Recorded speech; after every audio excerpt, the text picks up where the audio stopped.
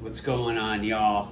Connor from Rock Pokemon here with another Market Monday. So, been thinking a lot about kind of the holiday season and more buyers entering the market, and I think this is always a time of year where a lot of buyers get, not taken advantage of is the wrong term, but really what happens is they make uneducated buying decisions because they might be just like new entrants or transitory entrants into the hobby. Like someone might be buying something Pokemon for one of their loved ones for Christmas, right? They've never seen prices. They've never, seen YouTube videos or studied the market or been on Pokemon Instagram. Like they're just going on eBay and typing in, I don't know, Charizard and seeing what comes up. And I think it's really important to always understand how to best navigate these opaque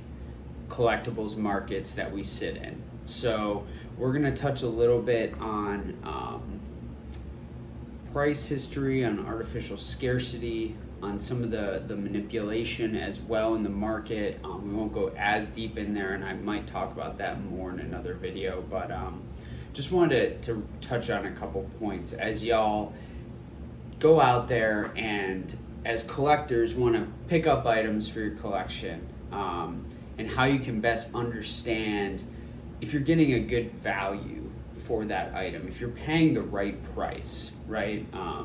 Which is a loaded term, I would say, the right price. And we'll hop in there with price history, right? Or just price discovery from a buyer side, not like price discovery like the market. But at any rate, what I mean is, I think one of the biggest things right now is that when you go on eBay and you search for PSA 9 Charizard and you do advanced search and you show the sold listings, there might be, an item that shows, hey, this sold for $500. But really, that wasn't the actual sale price that necessarily went through, especially if it's a buy it now OBO listing, right?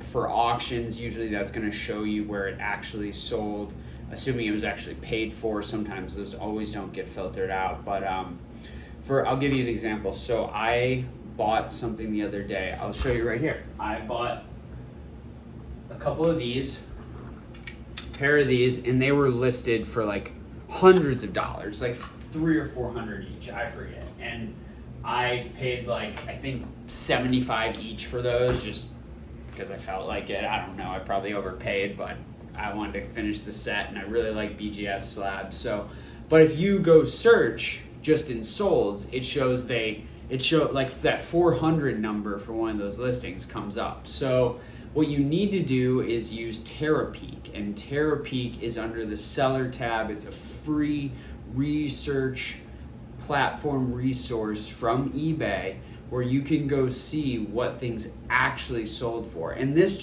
it kills me because people are like comps, but they can't even understand what the actual comps are. I mean, people will be like, this last sold for 150, so I'm charging 150, and I'm like, actually that sold for 75 if you look at the data. And also, one sale does not make a market, as I always say. And so that's one, right? Terapeak versus last sold. To be very careful, both as a buyer and as a seller, when you're trying to command a price, you have to do your research to understand what the recent price history has been.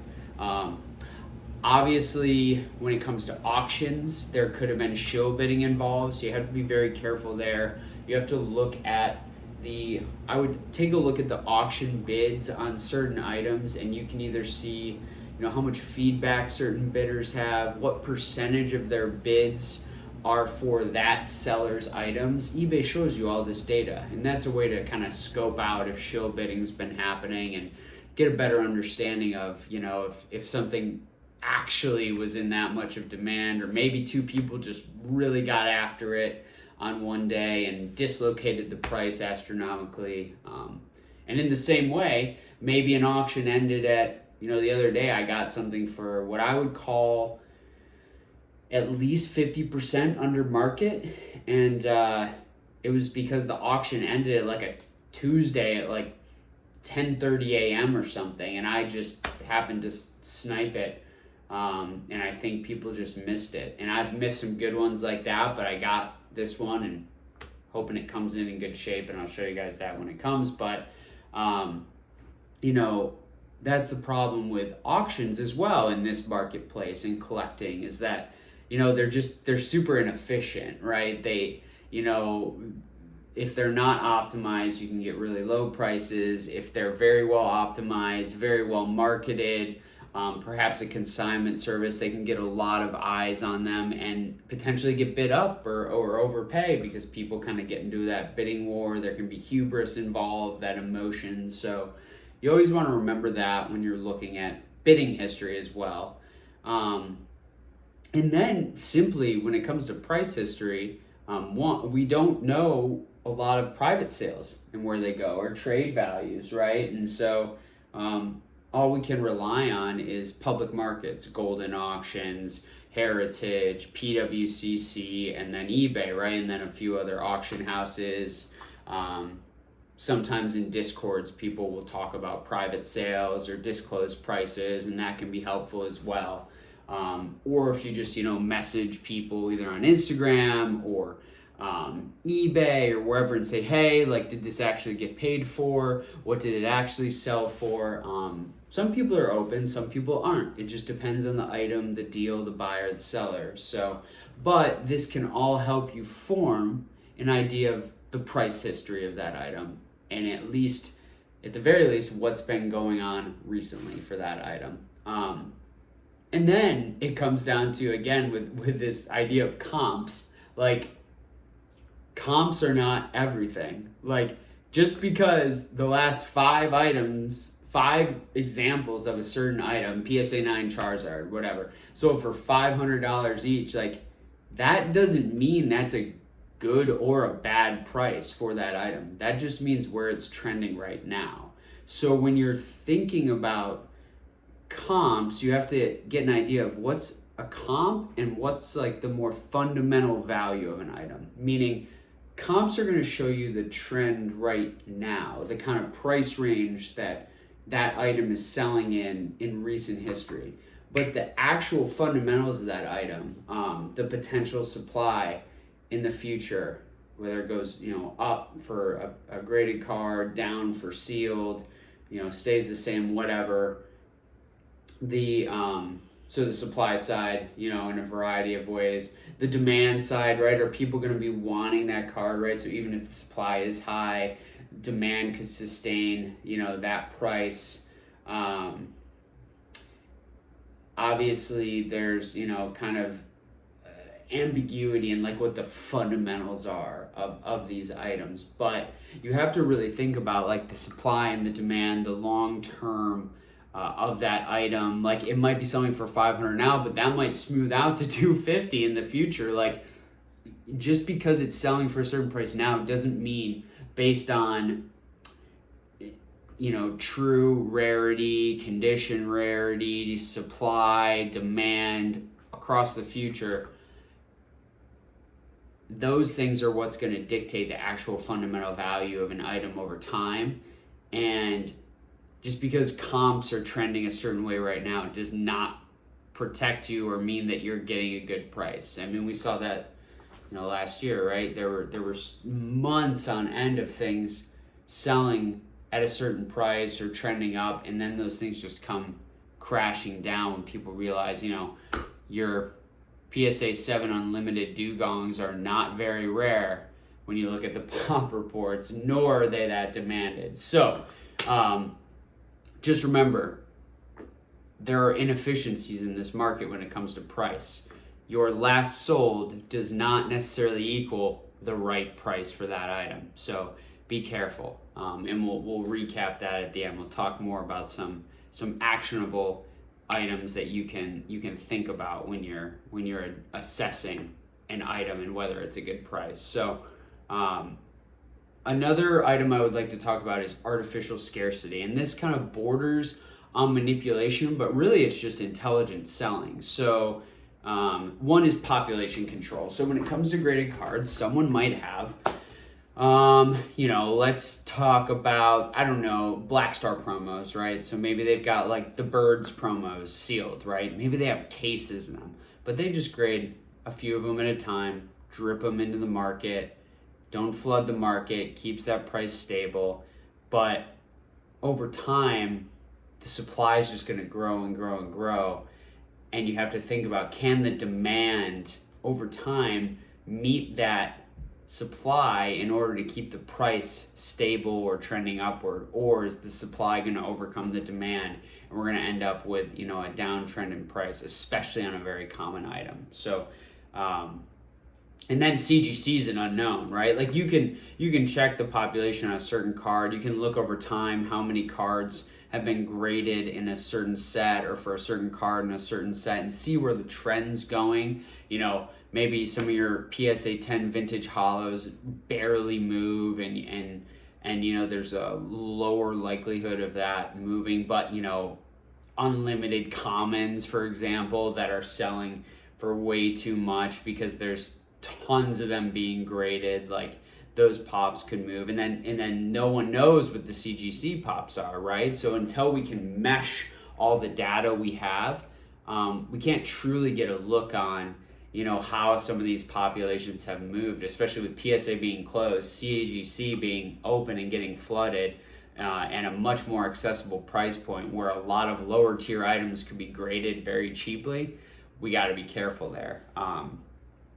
And then inventory control, right? So disciplined sellers, even if they say, whether it's sealed product that they have on hand or cards that they graded or just inventory in general, they don't list 100 of the same slab at the same time. They might have it. They might have 100 CGC 9 unlimited Jungle Pikachus, but they're not going to list 100 of them at the same time. They're going to drip them in, sell them on various platforms under different names, drip them into the market instead of just flooding the market and wiping out that price point, because it doesn't make sense, right? If they can keep within a certain range of sales for a certain quantity, and they can keep feeding that market demand slowly, it makes people think that there aren't as many available, right? Like you got to go out on eBay and these other sites and look at, how much is actually available, right?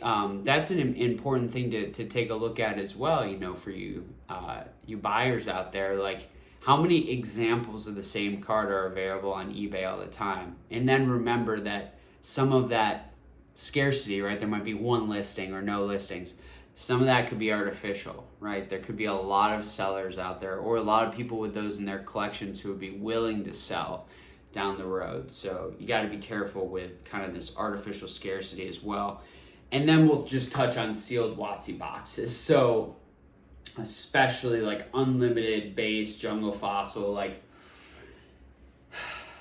y'all, there are far more of these out there, even in first edition, than people might think. I mean, there are thousands of unlimited base Pokemon boxes out there right now. I mean, thousands and thousands and thousands. I mean, we know people who have cases and cases of these. And so you just want to be careful. You want to realize that. You be cognizant of, we always talk about sealed and we talk about, the supply can only go down because people are going to open, but do we really know how much supply is there? And is there too much supply even to meet current demand? So just be careful in sealed land. And I'm a huge, sealed collector, as y'all know, and I'm a proponent of kind of more that slow and steady value.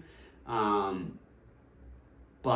there's still tons of risk there, especially on, unlimited sets and even some first edition sets. I would be very, very careful as you navigate. Even saw 10 first edition, was it Neo Genesis?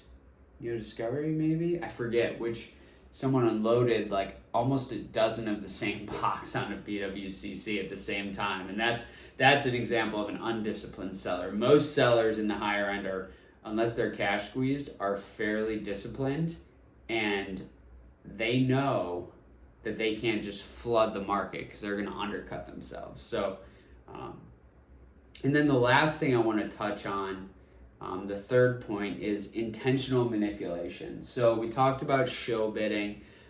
We talked about, there's obviously scams and fake sales and false claims of sold items, so be very wary of that when you're putting together your comp, kind of list and price history. But also this idea of like pump and dump and shilling, right? And we see that a lot on social media where people on YouTube or on Instagram will talk up an item and then conveniently have tons of them for sale. Y'all know I'm super transparent about everything I buy and sell. I'm an open book. Never gonna shill any items here for you, but it really irritates me when people are like, this set XYZ is like, it's at $100, it's going to $250, and here's 500 cases of it in the background, and you can conveniently get it on my website. Like, if it was so valuable and the price was so good right now and it was such a good deal, then why aren't you keeping all of it? Like, and I know that's a flawed argument in some ways, but it's just like, it's more the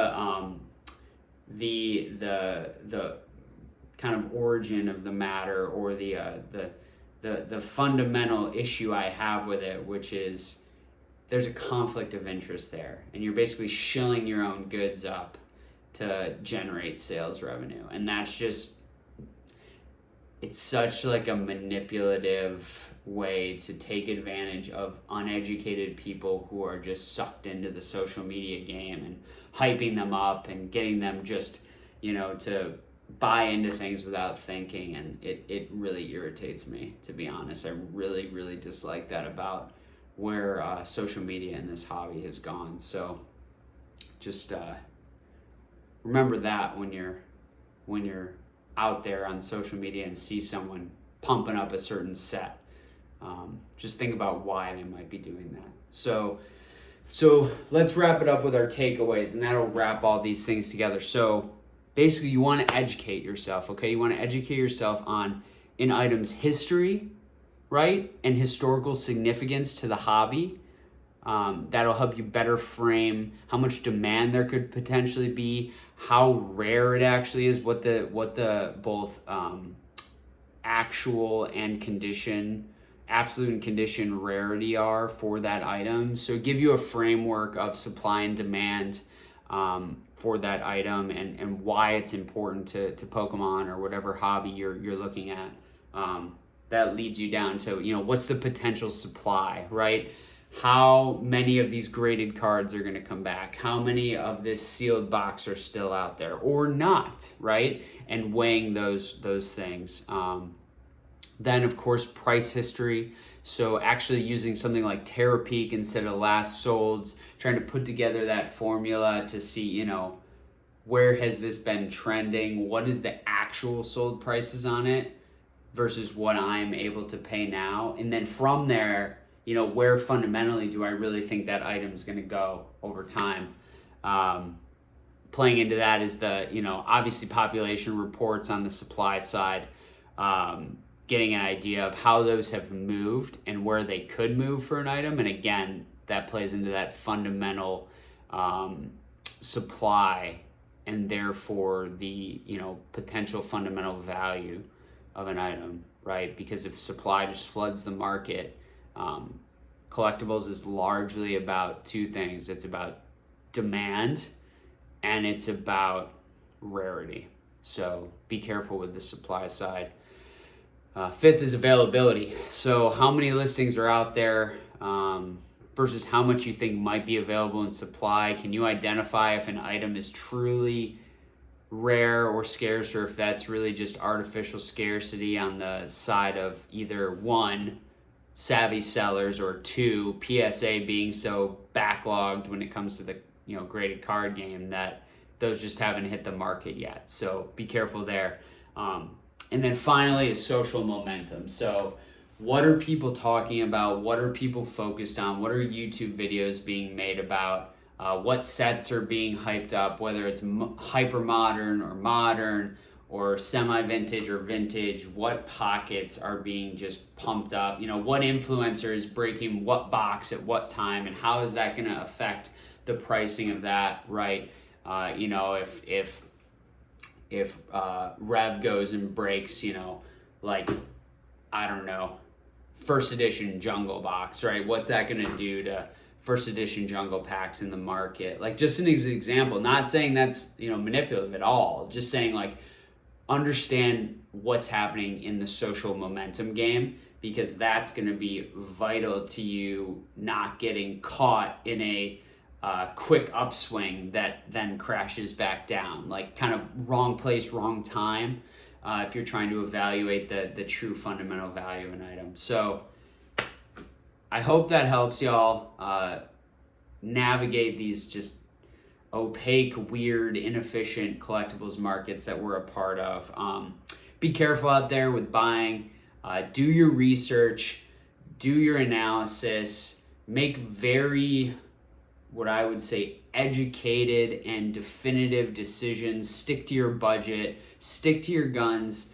Always second guess yourself, or most of the time. Sometimes going with your gut's okay, but second guess yourself, or better said, reach out to others like me. I'm always available in my Instagram DMs, please, or the comments below. Let me know, what you're looking at. Ask me if, I'm not going to tell you if it's a good price or not, but I can give you some action points and some facts that can help you form your own opinion. And many others in this game can do that. There's a ton of resources available. So, thank y'all so much for watching and listening. I hope you enjoyed this Market Monday. Side note, go Bills, crush the Jets today. So when you're seeing this, it'll be Monday. I hope that you guys have an amazing week. Please remember to subscribe to the channel if you're new. And if you're new, welcome. I'm super stoked to have you here. We have Market Mondays every Monday. I also have a podcast that drops about every 2 weeks with my friend Rob at Red or Blue. We'll do box breaks. We'll do live stream chats. We do it all here. So stay tuned, hit the notification bell, stay subscribed, like, comment, and share. It really does help. Like, we're almost at 300 subscribers, which is mind-blowing to me. And then the last note is on Wednesday, November 24th, 8 p.m. Eastern, we are going to have my birthday bash bonanza over here on YouTube Live. So we've got some folks who are buying rip or ship vintage packs. We're going to have some giveaways. And then I am going to open up a couple packs for myself from my vintage collection, including a heavy Japanese base pack where honestly I will take anything, even a freaking Magneton. I am just so excited to see if we can get some starters or a Pikachu and what holo we're gonna pull. So very stoked for that. But yeah, thank y'all so much. Again, I'm Connor from Rock Pokemon. I hope you all found this informative and helpful. As always, collect what you love, but do it intelligently. Y'all have a great week and see you soon.